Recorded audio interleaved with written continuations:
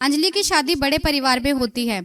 ससुराल में अंजलि की सास इंदिरा, ससुर मोहन, साथ में ननद कृतिका और छोटा बेटा कानत जो अभी कॉलेज की पढ़ाई कर रहा था। अंजलि की शादी के बाद पति कार्तिक विदेश नौकरी के सिलसिले में चला जाता है और फिर वापस लौट के नहीं आता, और इस दौरान अंजलि ससुराल की सारी जिम्मेदारी संभाल लेती है। ऐसे में अंजलि नौकरी भी करती है और घर का सारा काम भी देखती है, लेकिन घर में अंजलि की किसी से नहीं बनती थी। ससुराल में होकर भी उसके साथ हमेशा एक पराये जैसा व्यवहार होता। ऐसे में एक बस देवर ही था जो अपनी भाभी को समझता था और ये भी जानता था कि बड़ा भाई विदेश पैसे कमाने गया है, क्योंकि उनके पिता मोहन एक रिटायर वर्कर थे। भाई कार्तिक ने ही पहले से ही घर की जिम्मेदारियां संभाल ली थी, और जब खुद का घर भी नहीं था तो बड़े भाई कार्तिक ने ही नौकरी करके घर बना भी लिया था।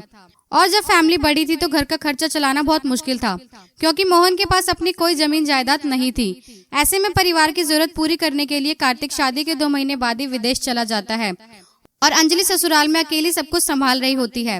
अंजलि सब समझती थी, इसलिए वे अपने पति के पास रोकने के बजाय उसका पूरा साथ देती थी। ऐसे में एक दिन सास इंदिरा अपनी बहू से कहती है, ना जाने इसने मेरे बेटे को क्या पट्टी पढ़ाई है, शादी के 2 महीने बाद ही मेरा बेटा मुझसे दूर हो गया। पर माँ, भाई के हालात आप सब जानते थे, कितनी मुश्किल से उन्होंने सब मैनेज किया। अब परिवार के लिए, अपने फ्यूचर के लिए वो विदेश नौकरी करने चले गए, तो उसमें भाभी की क्या गलती। भाई ने अपने बारे में ना सोचकर हमेशा हमारे बारे में सोचा, लेकिन अब उनकी शादी हो गई, अब कल को उनकी खुद की फैमिली होगी तो उनके लिए कुछ तो सोचना है ना। हाँ तो क्या, बहू भी तो रोक सकती थी। क्या यहाँ अच्छी नौकरी नहीं थी जो विदेश जाना पड़ा। बेटे के विदेश जाने को लेकर इंदिरा हर बार अपनी बहू को ही दोषी ठहराती। इतने में अंजलि घर का काम खत्म कर अपने ऑफिस के लिए निकल रही होती है, तो देवर कहता है कि वह उसे कॉलेज जाते हुए रास्ते में छोड़ देगा, और ये देख बहन कृतिका जलने लगती है। देखा माँ, अब छोटा भाई भी भाभी के चक्कर में मुझे साथ ले जाना भूल गए। उनको याद नहीं क्या मैंने कल क्या कहा था उनसे कि मुझे अपनी दोस्त के घर जाना है, लेकिन वो भाभी को लेकर चले गए। अब मुझे ऑटो से जाना होगा। हाँ, ना जाने इस करमजली ने क्या जादू कर दिया है मेरे दोनों बेटों पर। अरे भाभी को देर हो रही थी ना, इसलिए कानून उन्हें लेकर चला गया। और तुम सबको पता तो है, अभी बहू के खर्चे से ही तो घर चल रहा है, वरना बेटा जो उधारी लेकर विदेश गया है वो चूकते हुए पैसे लग जाते हैं, तो भी कहाँ पैसे भेजता है। अब पति को भी बहू की तरफदारी करते हुए देख सास गुस्सा हो जाती है। ऐसे ही समय गुजरता है और बेटे के विदेश गए हुए 1 साल बीत जाते हैं। फिर अचानक बेटा विदेश से पैसे कमाकर कुछ दिनों के लिए घर लौटता है, लेकिन इंदिरा अपनी बहू को दोष देना नहीं छोड़ती। ऐसे में एक दिन जब अंजलि ऑफिस गई तो वह काम करते हुए बेहोश होकर गिर गई। उसे अस्पताल ले जाया गया। वहाँ पता चला कि अंजलि पेट से थी। वह घर आई और सबको खुशखबरी देने लगी। घर वाले ये खबर सुनकर खुशी से झूम उठे। ननंद भी अब घर के कामों में अपनी भाभी का हाथ बटाने लगी, लेकिन इंदिरा को ये बात हजम नहीं हुई। एक दिन जब इंदिरा की चचेरी बहन भारती वहाँ आई तो इंदिरा भारती को भी कहती है कि इनकी बहू की वजह से उनका बेटा उनसे 1 साल तक दूर रहा। भारती अपनी बहन को सलाह देती है, अब तो बहू पेट से है तो एक काम कर, जैसे उसने तेरे बेटे को तुझसे अलग किया वैसे ही तू उसका बच्चा होने के बाद उसे अपनी माँ से अलग कर दे, फिर पता चलेगा कि एक बेटे को अपनी माँ से दूर करके कैसा लगता है। इंदिरा को अपनी बहन की बात ठीक लगती है, और कुछ दिन बाद जब अंजलि एक बच्चे को जन्म देती है तो अब इंदिरा बहू को अपने बच्चे से दूर करने का षड्यंत्र शुरू कर देती है। अस्पताल से जैसे ही अंजलि अपने बच्चे को घर लेकर आती है तो सास कहती, देखो बहू, तुम अपने बच्चे को मेरे साथ ऊपर ही रखो और तुम नीचे के रूम में सो जाओ। आखिर मैं भी अपने पोते के साथ थोड़ा समय बिताऊं। जब दूध के लिए मुन्ना रोएगा तो तुम ऊपर आकर उसे दूध पिला देना। लेकिन माँ जी, ये संभव कैसे है? मैं अपने बच्चे के बिना कैसे सो सकती हूँ? अरे मैं कहाँ कह रही हूँ कि तुम अपने बच्चे के बिना रहो, लेकिन कुछ देर तक मेरे पास ही रखो, फिर ले जाना अपने पास। मैं भी तो अपने पोते को प्यार करूँ।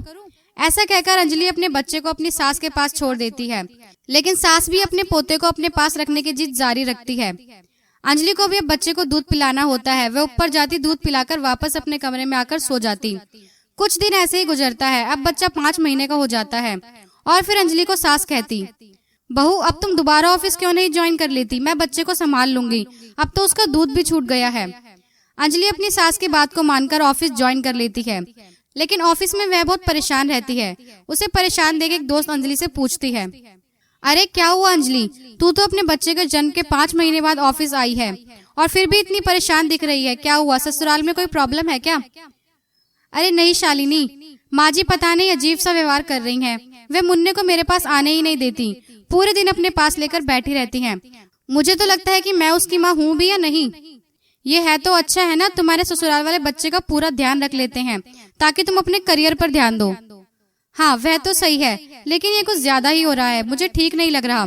मुझे अपने पति से बात करनी ही होगी। अंजलि ऑफिस से घर लौटती है और अपने बच्चे को अपने ससुर के कमरे से लेकर वह अपने कमरे में चली जाती है। लेकिन मुन्ना जोर जोर से रोने लगता है क्योंकि उसे उस कमरे की आदत नहीं थी। ऐसे में अंजलि दोबारा उसे अपने सास के कमरे में छोड़ अपने पति कार्तिक से बात करती है कि वह कुछ दिनों के लिए अपने मायके जाना चाहती है, क्योंकि जब से वह शादी करके इस घर में आई है वह अपने मायके नहीं जा पाई थी। और जब वह अपने मायके जाने की बात सास से कहती है तो हाँ बहुत सही कहा तुमने, तुम मायके हो आओ, मुन्ने का ध्यान मैं रख लूंगी। कार्तिक को भी ले जाओ और कुछ दिन आराम से रहकर फिर ससुराल आना, मुन्ने की चिंता बिल्कुल मत करना। लेकिन ये क्या बात हुई, मैं अपने बच्चे के बिना अपने मायके कैसे जाऊं? इतने दिन में मैं अपने बच्चे के बिना नहीं रह सकती। और फिर पीछे से कार्तिक आता है और वह अपनी माँ से कहता है, हाँ माँ ये तो हद हो गई, अंजलि ने मुझे बताया था कि आप उसे उसके बच्चे से दूर रखना चाहती हैं, लेकिन मैंने ध्यान नहीं दिया, लेकिन आपने तो आज हद ही कर दी। क्यों, क्या हुआ? उसने भी तो शादी के बाद तुझे मुझसे दूर कर दिया था, तो अब अगर मैं उसके मुन्ने को दूर करूंगी तब उसे पता चलेगा ना कि एक माँ को बच्चे से दूर करना क्या होता है। अरे माँ ये क्या बात हुई, आप तो ये नासमझी वाली बात कर रही हैं। जब हम 3 बेटे छोटे थे तब क्या हम तीनों से अलग रह पाती थी? तो अंजलि अब अपने छोटे बच्चे से कैसे दूर रह पाएगी?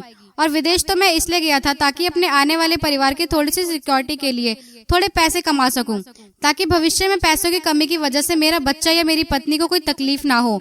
और शादी के तुरंत बाद मैं विदेश चला गया।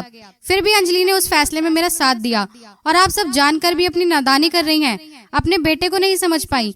अगर ऐसा ही था तो मैं शादी ही नहीं करता। अपने बेटे की ये बात सुनकर अब इंदिरा की आंखों पर बंधी हुई पट्टी खुलती है। उसे अपने किए पर पछतावा होता है कि जो वह करना चाह रही थी वह गलत है, और वह अपनी बहू और बेटे से माफी मांगती है और अपने पोते को अपनी बहू अंजलि को सौंप देती है।